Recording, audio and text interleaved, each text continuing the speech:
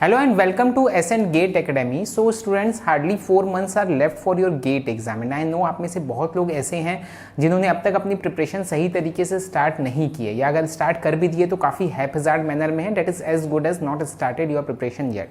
सो ये वीडियो सिर्फ उन्हीं के लिए है. अगर आप ऑलरेडी एक अच्छी प्रिपरेशन कर रहे हैं, आप अपना स्टडी प्लान ऑलरेडी फॉलो कर रहे हैं, कुछ एक सब्जेक्ट्स आपके ऑलरेडी हो चुके हैं, you can skip this particular video. जाने के पहले वीडियो को लाइक कर देना, चैनल को सब्सक्राइब कर देना. बट यहाँ मैं सिर्फ उनसे बात करूँगा जो अभी अपनी प्रिपरेशन स्टार्ट करने की सोच रहे हैं. For all those who are starting their preparation, क्योंकि यूजुअली होता है बहुत से लोग, मोर देन 70-80% लोग जो हैं, हम लोग जब एग्जामिनेशन फॉर्म हमारा फिलअप हो जाता है उसके बाद जब एग्जाम जब सामने दिखने लगती है तब हम फिर जागते हैं और हमको लगता है कि अब हमको प्रिपरेशन करनी चाहिए. Okay, that is perfectly fine. But अब at this point of time हम क्या क्या चीज़ें कर सकते हैं, ये सारी चीज़ हम आज डिस्कस करेंगे और किस तरह से आप बेस्ट पॉसिबल स्कोर इस पर्टिकुलर इतने टाइम फ्रेम में आप ऑल इंडिया रैंक अंडर 100. बहुत से स्टूडेंट्स पूछते हैं कि सर क्या इतने टाइम में पढ़ के क्या all India rank under 100, all India rank under 500 लाना क्या पॉसिबल है. तो यही सारी चीज़ दोस्तों आज हम डिस्कस करेंगे. So students, first thing you must understand कि अगर आपका टारगेट अभी गेट 2023, आपने गेट 2023 का फॉर्म भरा है, नहीं भरा है तो भर लेना, क्योंकि ऐसी opportunity I am telling you will not be getting again in future. क्योंकि इतने सारे PSUs जो पिछले कई सालों से जो PSUs ने अपनी रिक्रूटमेंट नहीं निकाली थी, वो सारे PSUs भी अब इसके थ्रू आ रहे हैं और आगे भी आएंगे. तो इसलिए ये एक गोल्डन अपॉर्चुनिटी है. तो इसके लिए ज़रूरी है, अगर आपने गेट 2023 नहीं देंगे तो definitely you can not enjoy the opportunities which are coming in the near future. तो इसलिए ज़रूरी है, सबसे पहला काम, अगर आपने फॉर्म नहीं भरा है तो अभी भी 14 अक्टूबर तक की डेट है, आप जाके फॉर्म भर सकते हैं. That is the first thing. Second important thing, you must understand that you have filled the form of GATE 2023 और आपका जो टारगेट होना चाहिए वो गेट 2023 ही होना चाहिए. सर आप ये क्या बात कर रहे हैं, गेट 23 का फॉर्म भरे 23 टारगेट होगा? नहीं, ऐसा नहीं होता है. बहुत से स्टूडेंट्स इस चीज़ में रह जाते हैं कि यार ठीक है, इस साल हम जैसे भी हो एग्ज़ाम दे देते हैं, उसके बाद हम फिर प्रिपरेशन सही तरीके से करेंगे. This is like procrastinating the things. ये सिर्फ और सिर्फ चीज़ों को टालने का तरीका है और कुछ नहीं है. अभी आपने फॉर्म भरा है, आपको गेट 2023 ही टारगेट करना है. जितना भी हम स्कोर ला पाए हम अपना 100% दे के लेके आएंगे. स्कोर नहीं आया तो उसके बाद की हम उसके बाद सोचेंगे. लेकिन अगर आप उसके बाद की अभी से सोचेंगे then believe me this will, ये चीज़ आपको कभी भी हार्डवर्क करने नहीं देगी, ये चीज़ कभी भी आपको मेहनत करने नहीं देगी. And one more thing, just you can note down this particular thing कि अगर आपने सही तरीके से अपना 100% दिया, नो मैटर जो भी स्कोर आता है, लेकिन आप एक स्टैंडर्ड, एक बहुत अच्छी पोजीशन पे आप पहुंच जाएंगे. वहां से फिर आपके लिए नेक्स्ट ईयर, अगर आप नेक्स्ट ईयर की सोच रहे हैं तो नेक्स्ट ईयर फिर आपके लिए बढ़ना बहुत आसान हो जाएगा. ओके, क्योंकि बहुत से लोग ये भी बोलते हैं कि सर जो भी टॉपर्स रहते हैं वो ज़्यादातर टॉपर्स जो रहते हैं वो ड्रॉपर रहते हैं, वो ड्रॉप लेके करते हैं. नो डाउट ड्रॉप लेके करते हैं. बहुत सारे टॉपर्स जो रहते हैं वो पहले वो लोग ड्रॉप लेके ही एक अच्छा स्कोर लाते हैं. बट अगर आप उनकी हिस्ट्री देखेंगे तो आप ये चीज़ देखेंगे, आप उसका 1-2 साल पहले का उनका देखेंगे तो आप ये देखेंगे कि वो ऑलरेडी एक हैंडसम स्कोर लाए हुए हैं. ऑलरेडी उनका all India rank under 1000, under 2000 आया हुआ रहता है, जिसको इम्प्रूव करके वो लोग फिर ऑल इंडिया रैंक अंडर 100 लाते हैं. So that is also the fact. So don't ignore this particular fact. तो इसलिए ज़रूरी है कि आप इस साल का टारगेट कर रहे हैं तो पूरा 100% आपको इसी साल के लिए देना है और आपको इसी साल जितना भी हो एक बेस्ट पॉसिबल स्कोर हमको लेके आना है. उसके बाद अगर नहीं होती ये चीज़ें, अगर सही जैसा हम सोच रहे हैं हो सकता है वैसी ना हो, तब फिर उसके बाद की बात सोचेंगे. बट आप अभी से अगर उसके आगे की सोचेंगे देन डेफिनेटली आप मान के चलिए कि अगले साल भी इस टाइम पे, at this particular point of time, मैं अक्टूबर में भी आपसे फिर से यही बात कर रहा हूँ कि आप अगर अपनी प्रिपरेशन स्टार्ट करना चाहते हैं तो ये वीडियो आप देखिए. ओके, तो इसलिए ये चीज़ें टालिए मत. अब आपके पास जितना टाइम है उसको हम बेस्ट पॉसिबल वे में यूज़ करेंगे और जितना हो सके उतना अच्छा स्कोर लाने की हम इस पर्टिकुलर एग्जाम में कोशिश करेंगे. So that is the first thing कि हमको नेक्स्ट ईयर की नहीं सोचना है. अभी तो सबसे पहले हमको गेट 23 ही हमारा टारगेट और इसी में हम अपना 100% लगा के अच्छा स्कोर लाएंगे. दूसरी important thing, you must know कि जो एग्जाम आप फाइट कर रहे हैं या जिसके भी अगेंस्ट आप फाइट करते हैं, ज़रूरी है उसके बारे में पूरी चीज़ जान लेना. ओके, तो आप सबसे पहले तो गेट एग्जाम के बारे में अगर नहीं जानते हैं तो आप पहले जान लीजिए क्या किस तरह की एग्जाम होती है, कितने क्वेश्चन उसमें आते हैं, क्या उसके पैटर्न रहते हैं. ओके, बहुत शॉर्ट में अगर मैं आपको बताऊँ, वैसे हो सकता है आप में से बहुत लोग इस चीज़ को एटलीस्ट जानते ही होंगे. 3 आवर्स की एग्जाम होती है 180 मिनट्स की, टोटल 65 क्वेश्चंस रहते हैं, 100 मार्क्स के क्वेश्चंस रहते हैं। ओके, और 29 डिफरेंट डिसिप्लिन्स में ये एग्जाम कंडक्ट आपकी कराई जाती है। ओके, 3 तरह के क्वेश्चंस इसमें आपको मिलेंगे। एक तो मल्टीपल चॉइस क्वेश्चन होते हैं, दूसरे मल्टीपल सेलेक्ट क्वेश्चंस होते हैं, तीसरे न्यूमेरिकल आंसर टाइप क्वेश्चन रहते हैं। मल्टीपल चॉइस मीन्स कि 4 ऑप्शन आपका रहता है, उसमें से एक ऑप्शन सही रहता है। मल्टीपल सेलेक्ट मतलब एक से ज़्यादा ऑप्शन भी आपके सही हो सकते हैं। न्यूमेरिकल आंसर मीन्स आपको एक न्यूमेरिकल वैल्यू उसमें आपको लिखनी रहती है। 1 मार्क और 2 मार्क दोनों के क्वेश्चंस रहते हैं। नेगेटिव मार्किंग 1/3 रहती है। जो 1 मार्क का क्वेश्चन है उसमें 0.33 नेगेटिव, जो 2 मार्क का क्वेश्चन है उसमें 0.66 का आपको नेगेटिव मार्किंग उसमें रहती है। ठीक है, तो ये चीज़ आप once you have understood this particular thing, pattern आपने समझ लिया। 2 सेक्शन इसमें रहते हैं। एक एप्टीट्यूड सेक्शन रहता है जिसका 15 मार्क्स का प्योर एप्टीट्यूड आता है, आपका 10 क्वेश्चंस रहते हैं, और दूसरा आपके टेक्निकल पोर्शन रहता है। टेक्निकल क्वेश्चंस रहते हैं जिसमें जो कि आपको 85 मार्क्स के मिलेंगे। 1 और 2 मार्क दोनों में डिस्ट्रीब्यूटेड रहते हैं। ठीक है, ये सारे सब्जेक्ट्स आपको करने रहते हैं। टेक्निकल पार्ट की अगर मैं बात करूँ तो ये सारे सब्जेक्ट्स आपको करने रहते हैं। Now more important thing is कि आपको वेटेज जानना जरूरी है। Eight this point of time जब आप स्टार्ट कर रहे हैं तो एक स्मार्ट प्रिपरेशन आपकी होना जरूरी है। उसके लिए जरूरी है कि कौन से सब्जेक्ट का कितना वेटेज आता है ये आपको जानना जरूरी है, ताकि आप अपनी प्रिपरेशन उस तरह से स्टार्ट कर सके। ये टेक्निकल का पार्ट है। इसके अलावा इंजीनियरिंग, मैथ्स और एप्टीट्यूड 2 सब्जेक्ट और आपके होते हैं। ठीक है, तो ये एक चार्ट है, मैं यहाँ पर नीचे और आपको दे दूंगा, इसकी लिंक दे दूंगा, आप इसको देख सकते हैं, इत्मीनान से देख सकते हैं। मैं इसको थोड़ा सा आपको सिर्फ इसके पाई चार्ट में जाके आपको बताऊंगा, एक एवरेज मार्क्स में आपको बताऊंगा कि कौन कौन से सब्जेक्ट के कितने मार्क्स आते हैं। तो सबसे पहले तो इंजीनियरिंग एप्टीट्यूड के 15 मार्क्स, जैसा मैंने आपको बताया। इंजीनियरिंग मैथ्स के ऑलमोस्ट 13 to 15 मार्क्स के क्वेश्चन आपको इंजीनियरिंग मैथ्स से हर साल मिलते हैं। ओके, ये बहुत होता है, ये कम नहीं होता है। 13 to 15 मार्क्स के क्वेश्चन आपको इंजीनियरिंग मैथ्स से मिलते हैं। देन उसके बाद आप ये इस पर्टिकुलर शीट में देखिए, आपको ये चीज़ देखना है कि आपको स्टार्ट आखिर करना कहाँ से। तो एक तो ये आपको एक पॉइंट ऑफ स्टार्टिंग मिल गया कि इंजीनियरिंग मैथ्स से आप स्टार्ट कर सकते हैं। इंजीनियरिंग मैथ्स अगर आपका सही होता है तो आपका ऑलमोस्ट 15 मार्क्स आपका तय है। इसके अलावा एप्टीट्यूड तो इस तरह से रखिए कि आप डेली अब जो भी चीज़ पढ़ रहे हैं, साथ में आप 1 घंटा 1.5 घंटे का टाइम आप एप्टीट्यूड के लिए निकाल के रखिए, क्योंकि वो एक मूड रिफ्रेशिंग वाली चीज़ भी होती है और हम इंजीनियर्स लोग हैं, हमको इनफैक्ट मज़ा आना चाहिए एप्टीट्यूड बनाने के लिए। तो इसलिए उसके लिए अलग से डेज निकालने की जरूरत नहीं है। आप साथ साथ में सारे सब्जेक्ट्स के साथ साथ में आप एप्टीट्यूड कर सकते हैं। You can start with this engineering maths. इसके अलावा आप देखिए कौन कौन से सब्जेक्ट के ज़्यादा वेटेज रहते हैं। तो एक आप ये देख सकते हैं, ये थर्मोडायनेमिक्स का ऑलमोस्ट 10 to 11 मार्क्स के क्वेश्चन, थर्मोडायनेमिक्स और उसके एप्लीकेशन इन द सेंस कि उसमें पावर प्लांट इंक्लूडेड है, आईसी इंजन इंक्लूडेड है और साथ ही साथ आरएसी इंक्लूडेड है। बट इनके बहुत ज़्यादा पोर्शन नहीं रहते हैं। अगर आप गेट पॉइंट ऑफ व्यू से देखें, आईसी इंजन की सिर्फ 1 यूनिट रहती है, पावर प्लांट की 1 चैप्टर रहते हैं और आरएसी का हार्डली 2 चैप्टर्स आपको मिलेंगे। तो उसके लिए आप उसको थर्मोडायनेमिक्स के साथ ही आप इनको एप्लीकेशन पार्ट को देख सकते हैं। और इसके अलावा मैन्युफैक्चरिंग में 15 to 16 मार्क्स का, इसका हालांकि मार्क्स हमको ज़्यादा दिख रहे हैं बट इसका सिलेबस भी काफ़ी वास्ट रहता है। आपका मेटल कटिंग इसमें इंक्लूडेड रहता है, मटेरियल साइंस इसमें इंक्लूडेड रहता है, मैन्युफैक्चरिंग प्रोसेसेस इसमें इंक्लूडेड रहती है, काफ़ी सारी चीज़ें इंक्लूडेड रहती है। That constitutes almost 15 to 16 marks. तो ये आप मेजर आपको ये चीज़ दिख रही है। इसके अलावा जितने भी आप ये देख पा रहे हैं, एक तो 8 मार्क्स का ऑलमोस्ट 8 to 10 मार्क्स के स्ट्रेंथ ऑफ मटेरियल आते हैं। Then theory of machine 7 to 8 marks के, then fluid mechanics 7 to 8 marks. इस तरह से आपको मार्क्स डिस्ट्रीब्यूशन दिखेंगे। तो एक मोटा मोटी हमको आइडिया मिल गई कि कहाँ से हमको स्टार्ट करना चाहिए।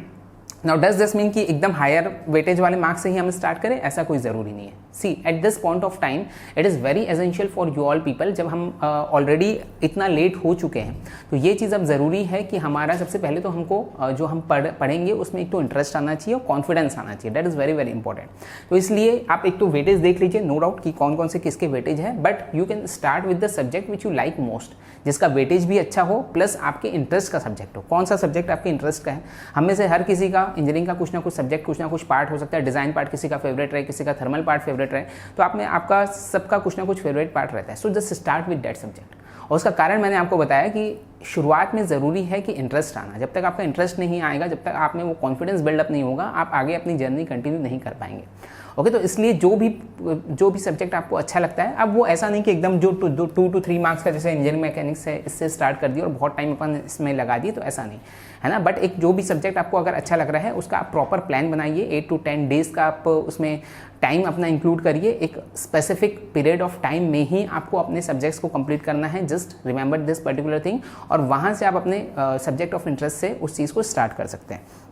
नाउ द क्वेश्चन अराइजेस कि किस तरह से करना है उसको। तो what you have to do right now is, आपने अगर कोई भी कोर्स ज्वाइन किया होगा ऑनलाइन या फिर ऑफलाइन, आप उनके नोट्स के थ्रू आप उसको पढ़ सकते हैं। अदरवाइज किसी भी कोर्स का आप या तो क्रैश कोर्स देख सकते हैं, live classes eight this point of time आपके लिए प्रेफरेबल नहीं है, क्योंकि वो अपनी स्पीड से चलते हैं। ओके, आप जो भी कोर्स देख रहे हैं रिकॉर्डेड वाला देखिए तो ज़्यादा अच्छा है। अगर आपने किसी का परचेस करके रखा है, नहीं तो आप परचेस कर सकते हैं। अदरवाइज यूट्यूब में अगर आप करते हैं तो यूट्यूब में भी बहुत सारे कोर्सेज अवेलेबल हैं, तो उनसे आप कर सकते हैं। ओके, मेक श्योर कि जो टीचर समझा रहा है वो कंसेप्ट आपको समझ में आ रहा है और वो बहुत क्रिस्प में, बहुत शॉर्ट में, क्रिस्प में और सही कंसेप्ट्स आपको दे रहा है और सही तरीके के क्वेश्चन सॉल्व करा रहा है। Just make sure all this things. अगर ऐसा कोई टीचर आपको मिल रहा है देन डेफिनेटली आप उसके कोर्सेज को फॉलो कर सकते हैं। So you can watch the videos. आप एक तो सबसे ज़रूरी चीज़, अभी बुक्स का आपको कोई काम नहीं है। आपको जो भी चीज़ करनी है आपको अपने नोट्स से ही या फिर वीडियो लेक्चर से ही आपको कंसेप्ट अपने समझने हैं। Then once you have studied the concept, जब एक बार आपने वीडियोज़ देख लिए उसके बाद ज़रूरी है प्रीवियस ईयर क्वेश्चन लगाना। ये सबसे ज़्यादा, this is the most important thing. सबसे ज़्यादा eight this point of time ज़रूरी है कि प्रीवियस ईयर क्वेश्चन ज़्यादा से ज़्यादा लगाया जाए। ठीक है, उससे क्या होता है, उससे एक आइडिया आपको मिल जाती है कि किस तरह के क्वेश्चंस, किस लेवल तक के क्वेश्चंस आपको आते हैं। क्योंकि देखिए ये सारी जितनी एग्जाम्स होती है ना, इसमें क्या नहीं पढ़ना है that actually is more important than क्या क्या चीज़ें हमको पढ़नी है। Okay, so just focus more on कि क्या हमको नहीं पढ़ना है, क्योंकि बहुत सारा हमारा सिलेबस रहता है। 4 साल की आप इंजीनियरिंग देखें तो बहुत सारा सिलेबस रहता है, इतना हमको नहीं पढ़ना रहता है, हमको लिमिटेड चीज़ पढ़नी रहती है। आप बोलेंगे ये लिमिटेड चीज़ पता कैसे चलेगी, तो यही चीज़ के लिए आपको प्रीवियस ईयर क्वेश्चंस लगाने हैं। तो प्रीवियस ईयर क्वेश्चंस में आपको एक एग्जैक्ट आइडिया आपको मिल जाता है कि कौन कौन से एरिया से चीज़ें आती है, क्वेश्चंस बनते हैं और किस तरह के क्वेश्चंस आपके बनते हैं। ओके, तो प्रीवियस ईयर क्वेश्चंस आप लगाएंगे तो इसमें आप ऑलमोस्ट आप मान सकते हैं, क्योंकि इसमें देखिए ये एग्जाम्स, कोई भी एग्जाम्स ऐसी नहीं रहती है जिसमें कि कंसेप्ट रिपीट होते हैं। कंसेप्ट बिल्कुल भी रिपीट नहीं होंगे, बट सॉरी, क्वेश्चंस बिल्कुल भी रिपीट नहीं होते हैं, बट कंसेप्ट रिपीट होते हैं। ओके, ऑलमोस्ट अगर आप देखें तो हर साल 50 to 60% मार्क्स के जो क्वेश्चंस रहते हैं, ये इंटेंशनली गेट को इस तरह से डिज़ाइन किया जाता है। ऑलमोस्ट 50 to 60% मार्क्स के क्वेश्चन जो रहते हैं वो प्रीवियस ईयर कभी ना कभी आए हुए रहते हैं, उस तरह के क्वेश्चन रहते हैं। तो अगर आप इतना भी अच्छे से कर लेते हैं, अभी आपका टारगेट सिर्फ वही होना चाहिए, प्रीवियस ईयर क्वेश्चंस आप ज़्यादा से ज़्यादा लगाइए। हर सब्जेक्ट के, हर टॉपिक के प्रीवियस ईयर के क्वेश्चंस लगाइए। एक एक टॉपिक आप कंप्लीट करते चलिए, उसके प्रीवियस ईयर क्वेश्चंस लगाइए एंड देन उसके बाद उसकी टेस्ट देना है। टेस्ट पे मैं अभी आऊँगा। तो जितना ज़्यादा आप प्रीवियस ईयर क्वेश्चंस लगाएंगे उतनी ही ज़्यादा उस पर्टिकुलर सब्जेक्ट की आपकी प्रैक्टिस होगी। Now while attempting the previous year questions, उसमें एक दो चीज़ें आपको और ध्यान रखनी है।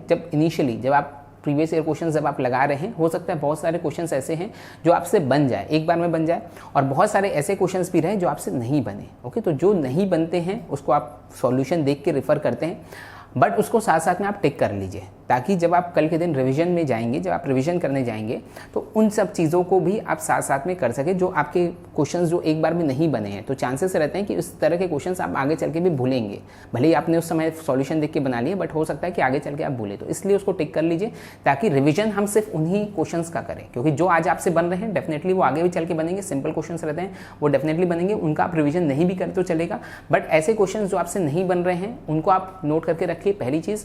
दूसरा, जो मिस्टेक आप कर रहे हैं, ये बहुत ज़रूरी चीज़ है। जो मिस्टेक आप फर्स्ट टाइम में कर रहे हैं उसको आप नोट, क्योंकि देखिए मैं बता रहा हूँ आपके पास अभी सफिशिएंट टाइम नहीं है कि आप पूरा सिलेबस भी कंप्लीट कर ले, देन 2 से 3 बार आप रिवीजन कर ले, इतना टाइम हमारे पास नहीं है।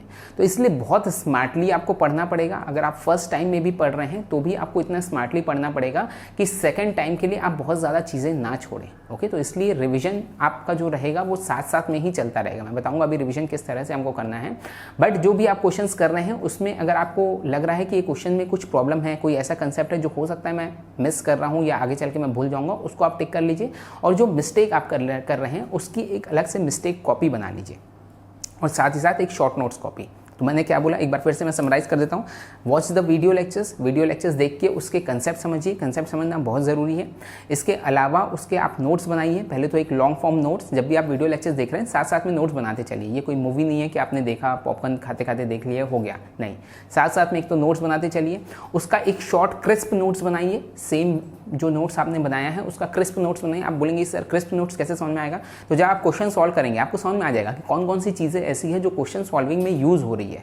ओके, तो ऐसी चीज़ों को आप अलग से एक शॉर्ट नोट्स में बनाइए। सब फॉर्मुलेज उसमें रहेंगे, इंपॉर्टेंट कंसेप्ट्स रहेंगे, बहुत ज़्यादा डेप्थ, बहुत ज़्यादा डिटेल में नहीं, बहुत शॉर्ट फॉर्म में आपकी जो बेसिक एजम्पशंस है, एप्लीकेशन पार्ट है, छोटी छोटी चीज़ें आप अपने शॉर्ट नोट्स में आप लिख सकते हैं। देन उसके बाद आपको प्रीवियस ईयर क्वेश्चंस बनाने हैं, एंड देन उसके बाद मिस्टेक कॉपी, जो मिस्टेक आप उसमें करते जा रहे हैं साथ साथ में आप मिस्टेक कॉपी बनाते चलिए। This is the first thing. अब सवाल उठता है कि सर रिवीजन कैसे करें, तो इसके साथ ही साथ आपको रिवीजन साथ साथ में इंक्लूड करना है कि आपका जो अभी का जो टाइम रहेगा 70% टाइम जो आपका रहेगा, 70 to 80% टाइम जो आपका रहेगा वो न्यू सब्जेक्ट के लिए रहना चाहिए और 20 to 30% का टाइम आपका रिवीजन के लिए रहना चाहिए, है ना। अभी मैं ये बिल्कुल नहीं मान सकता कि आपने कुछ भी नहीं किया होगा, हो सकता है आपने थोड़ा बहुत पहले कोई 1-2 सब्जेक्ट आपने पढ़ा होगा, लेकिन हमको बहुत अच्छे से वो चीज़ें याद नहीं है, इसलिए हमको लग रहा है कि हमने कुछ भी नहीं किया। तो जो भी सब्जेक्ट आपने पढ़ा है उसके रिवीजन से आप अभी शुरुआत करिए। ओके, तो 20 to 30% टाइम आप रिवीजन में दीजिए, 70% टाइम आप नए सब्जेक्ट में दीजिए। ओके, और जैसे जैसे आपके आगे बढ़ते जाएंगे, आपके सब्जेक्ट्स कंप्लीट होते जाएंगे, ये आप न्यू सब्जेक्ट के टाइम को कम करते जाइए और रिवीजन वाले सब्जेक्ट्स को बढ़ाते जाइए। मेक श्योर कि कोई भी सब्जेक्ट का रिवीजन आपसे छूटे नहीं। जो सब्जेक्ट आप कंप्लीट कर रहे हैं उसका साथ साथ में आपका रिवीजन स्टार्ट हो जाना चाहिए। नाउ क्वेश्चन अराइजेस कि सर रिवीजन कैसे किया जाए। तो रिवीजन के लिए जो मैंने आपको बताया कि क्वेश्चंस ही आपको सॉल्व करनी है। हो सके तो जो सब्जेक्ट वाइज टेस्ट की जो भी टेस्ट सीरीज आप प्रेफर करते हैं या जिस भी टेस्ट सीरीज को आपने सब्सक्राइब किया है उसमें सब्जेक्ट वाइज टेस्ट जरूर रहती है। तो हो सके तो उस सब्जेक्ट वाइज टेस्ट को अटैम्प्ट करिए, तो उसमें से आपको रिविजन भी हो जाएगा। टेस्ट अटैम्प्ट करने का बेनिफिट ये है कि पहले तो आप सबसे पहले उसको पढ़ेंगे, है ना, और इस तरह से पढ़ेंगे कि भाई मेरे को टेस्ट अटैम्प्ट करना है, तो एक बहुत ही सीरियस नोड में आप उस चीज़ को पढ़ लेते हैं, रिवाइज कर लेते हैं। दैन उसके बाद आपने टेस्ट अटैम्प्ट किया और जब आप टेस्ट अटैम्प्ट करेंगे तो आपको एग्जैक्टली आपकी गलतियां भी साथ साथ में समझ में आ जाएगी। ठीक है, ये और एक और गलती होती है इतने लेट जो प्रिपरेशन, जब हम प्रिपरेशन स्टार्ट करते हैं तो एक सबसे बड़ी गलती यही होती है कि हम हमेशा सोचते रह जाते हैं कि एक बार हमारा सिलेबस कंप्लीट हो जाए फिर हम टेस्ट सीरीज अटैम्प्ट करेंगे। अभी तो हमारा सिलेबस के लिए टाइम नहीं है, तो हम पूरे टाइम हम पढ़ते रहते हैं, टेस्ट सीरीज के लिए टाइम नहीं निकाल पाते। ये बहुत बड़ी गलती रहती है। ठीक है, आपका सिलेबस मैं बता रहा हूँ, आप एंड मोमेंट तक भी आप नहीं बोल पाएंगे कि मेरा सिलेबस कंप्लीट हो गया और आप फिर टेस्ट सीरीज नहीं दे पाएंगे। ठीक है, तो इसलिए टेस्ट सीरीज को साथ साथ में ही आप इंक्लूड करिए। जो गलतियाँ हो रही है मैंने बताया उसको आप मिस्टेक कॉपी में आप नोट करके रखिए। Okay, so this is how you must start completing the subject. एक एक सब्जेक्ट करके आप इसमें आगे बढ़ते चलिए और अपने सब्जेक्ट्स को कंप्लीट करते चलिए। देन मोस्ट इंपॉर्टेंट थिंग, अब मैं इसके कंक्लूजन की तरफ आ जाता हूँ। जो मैंने चीज़ें किया उसको, जो चीज़ें मैंने बोला उसको समराइज़ भी करते हैं। और मोस्ट इंपॉर्टेंट थिंग जो ज़्यादातर स्टूडेंट्स जो पूछ रहे थे कि सर क्या ऑल इंडिया रैंक अंडर 100 या फिर अंडर 500 लाना क्या पॉसिबल है हमारे लिए, तो डेफिनेटली ये चीज़ कोई इम्पॉसिबल चीज़ नहीं है। This is not an impossible task और बहुत लोग लाते भी हैं, कम टाइम में पढ़ के भी अच्छे स्कोर लाते हैं। But at this point of time if you are starting right now, अगर आप अभी स्टार्ट कर रहे हैं और ये मान के चल रहा हूँ कि पिछले आपने कभी भी कुछ भी या गेट एग्जाम अटैम्प्ट नहीं की या अटैम्प्ट की भी है तो उतनी प्रिपरेशन के साथ नहीं की है, क्योंकि अगर जो पहले की प्रिपरेशन जिनकी रहती है वो तो आसानी से, इतना टाइम उनके लिए मोर देन इनफ रहता है, आसानी से वो बहुत अच्छे स्कोर, बहुत अच्छा रैंक ला सकते हैं। बट अगर आपने कुछ भी नहीं किया है, आप एकदम ज़ीरो हैं इस चीज़ को लेके, तो अभी जो आपका टारगेट होना चाहिए that you must focus at least on 60 marks. कम से कम आप 60, सी बी रियलिस्टिक। हमको बहुत ज़्यादा एकदम ओवर ऑप्टिमिज्म हो के हमको ये चीज़ नहीं करनी है। जितना ज़्यादा आप ओवर ऑप्टिमिज्म के साथ करेंगे उतने ज़्यादा आपके चांसेस ये रहेंगे कि आप थोड़े समय बाद फिर से क्विट कर दें। ठीक है, तो वो चीज़ हमको नहीं करनी है। Be realistic. अभी हम ये टारगेट करके चलेंगे कि एटलीस्ट हम 60 मार्क्स तक का हम बहुत अच्छा 60 मार्क्स तक के हम उसमें स्कोर कर सके, तो इतना आपको टारगेट करके चलना है। और 60 मार्क्स का मैंने आपको जुगाड़ बताया कि प्रीवियस ईयर क्वेश्चंस भी अगर आप अच्छे से कर लेते हैं तो भी आप एटलीस्ट 50 to 60 मार्क्स तक आप आसानी से स्कोर कर सकते हैं। तो ये अभी हमारा टारगेट होना चाहिए। धीरे धीरे करके जैसे जैसे आपके सब्जेक्ट्स कंप्लीट होते जाएंगे, आप में एक लेवल ऑफ कॉन्फिडेंस जो है वो बढ़ते जाएगा। तो जब आपका कॉन्फिडेंस बढ़ते जा रहा है तब आप अपने टारगेट को फिर 70 मार्क्स 80 मार्क्स तक ले जाइए, है ना। क्योंकि देखिए सबसे ज़्यादा ज़रूरी चीज़ मैं बोल रहा हूँ, और हो सकता है कि आप लोग को किसी को ये चीज़ सही नहीं भी लगे, बुरी लगे ये चीज़, बट ये फैक्ट है कि अगर आपने अब तक अपनी प्रिपरेशन स्टार्ट नहीं किए, सो सबसे पहला क्वेश्चन मेरा यही रहेगा कि आपने अब तक अपनी प्रिपरेशन स्टार्ट क्यों नहीं की है ना। क्योंकि इतना टाइम हो गया। अगर आप फाइनल ईयर स्टूडेंट भी है तब भी आपके पास इतना टाइम था, अगर आप ड्रॉपर भी है तब भी आपके पास जुलाई से या फिर अप्रैल मई मंथ से अभी तक का टाइम था, तो आपने अपनी प्रिपरेशन स्टार्ट नहीं की है। इसका सीधा मतलब साइकोलॉजिकली अगर मैं बोलूँ तो आप लोग अब चीज़ों को प्रोकास्टिनेट करते हैं कि हम आज नहीं कल करेंगे। Let us accept the fact, है ना। आप अपने अंदर देखिए, आप you will find this particular thing कि भाई हम आज नहीं कल करेंगे, ऐसा करते करते हमने बहुत ज़्यादा टाइम पास कर दिया। ठीक है, तो अब अपने आप से इतना ज़्यादा तुरंत एक्सपेक्ट करना कि भाई मैं कल से ही पूरा करने लग जाऊंगा, बाकी लोग 10 घंटे 12 घंटे 15 घंटे पढ़ रहे हैं, मैं कल से 15 घंटे पढ़ के मैं ये फाड़ दूंगा, ये दिस इज़ नॉट प्रैक्टिकल। ये प्रैक्टिकल चीज़ नहीं है। Let us accept it. तो इसलिए अब सबसे पहला काम, आपको दूसरे से कंपटीशन तो बाद में होगा, आपको पहले खुद से लड़ना है। खुद से लड़ना इन द सेंस जो आपकी जो बैड हैबिट्स है, जो प्रोक्रास्टिनेशन की हैबिट्स है, हो सकता है कि आलस की या फिर लेजीनेस की आपकी हैबिट हो या फिर चीज़ों को टालने की आपकी हैबिट हो। सबसे पहले तो आपको ये सारी हैबिट से लड़ना पड़ेगा। This is the most important thing. सबसे पहले आपको खुद से लड़ना है, देन उसके बाद आप अपने कॉम्पिटिशन के बारे में सोचेंगे। सबसे पहले तो आप खुद की अपनी हैबिट सुधारिए, चीज़ों को टालिए मत, है ना। अब ये मैंने बताया कि 23 ही हमको टारगेट करना है, उसके आगे का हमको टारगेट नहीं करना है अभी, तो 23 टारगेट करना है। उसके हिसाब से आप अपनी प्रिपरेशन स्टार्ट तो करिए। जैसे जैसे आप करते जाएंगे, जैसे जैसे आप टेस्ट अटैम्प्ट करते जाएंगे, हो सकता है टेस्ट में अच्छे मार्क्स आपके आते हैं, तब फिर आप अपने टारगेट को इंक्रीज़ करिए। फिर 70 मार्क्स, 80 मार्क्स, 90 मार्क्स तक के भी टारगेट करिए, कोई दिक्कत नहीं है। बट एटलीस्ट एक लिमिटेड टारगेट के साथ आप बढ़ें तो चीज़ें प्रैक्टिकल होती हैं। जब हम बहुत हाई टारगेट कर लेते हैं और हमको बाहर से तो हम बताते हैं कि भाई हम अचीव कर लेंगे, we can do it this, we can do this, एक मोटिवेशनल वीडियो देख के, लेकिन अंदर हमको कहीं ना कहीं पता रहता है कि यार ये चीज़ मेरे लिए पॉसिबल तो नहीं है। मैं भले ही बाहर से बोल रहा हूँ कि कर सकता हूँ, लेकिन अंदर मेरे लिए पॉसिबल नहीं है, ये हमको लगता है। और ऐसी eight this point of time, इस सिचुएशन में क्या होता है कि हम फिर मेंटली क्विट कर देते हैं। भले ही फिजिकली क्विट ना करें, फिजिकली हम अपने आप को समझाते रहे कि भाई ठीक है, पढ़ना है, पढ़ेंगे, करेंगे, फोड़ेंगे, फाड़ेंगे, लेकिन मेंटली हम अंदर ही अंदर उस चीज़ के लिए क्विट कर देते हैं। ओके, सो इसलिए अभी eight this point of time don't set this particular target कि ऑल इंडिया रैंक अंडर 100 ही लाऊंगा या अंडर 500 ही लाऊंगा। अभी आपको एक डिसेंट मार्क्स, एटलीस्ट 60% मार्क्स आपको टारगेट करके चलना है। नवंबर तक आप करिए, अपनी प्रिपरेशन अच्छे से करिए, एटलीस्ट प्रीवियस ईयर क्वेश्चंस पूरे अच्छे से अटैम्प्ट कर लीजिए। फिर धीरे से आप अपने टारगेट को इंप्रूव करिए। दिसंबर का मंथ रहेगा आपका, जनवरी का पूरा मंथ रहेगा, जब आप 60 मार्क्स को 80 मार्क्स तक आसानी से पहुँचा सकते हैं just by attempting the test series attempt करके, और ज़्यादा से ज़्यादा अपनी गलतियों को सुधार के आप आसानी से 80+ मार्क्स तक भी टारगेट कर सकते हैं। बट उसके लिए ज़रूरी है एक अच्छा स्टार्ट होना, तो at least you must start right now. So I hope दोस्तों कि that this video answers your question. और सबसे ज़रूरी चीज़ मैंने यही कही कि आपको टारगेट करना है और इसी साल टारगेट करना है, just start doing the things. अब चीज़ें टालने का कोई सेंस नहीं है, चीज़ों को प्रोकास्टिनेट करने का कोई सेंस नहीं है। जितने जल्दी आप शुरुआत कर सके उतना ज़्यादा अच्छा है। So I wish you all the very very best. आपके जो भी क्वेश्चंस है, क्वेरीज है, वीडियो आपको कैसा लगा, कुछ क्वेश्चंस है तो आप कमेंट बॉक्स में इसमें ज़रूर डालिए। अगर अच्छा लगा हो तो अपने फ्रेंड्स के साथ ज़रूर शेयर कर दीजिए, लाइक ज़रूर करिए। आई wish you all the very very best. Thank you so much. जय हिंद।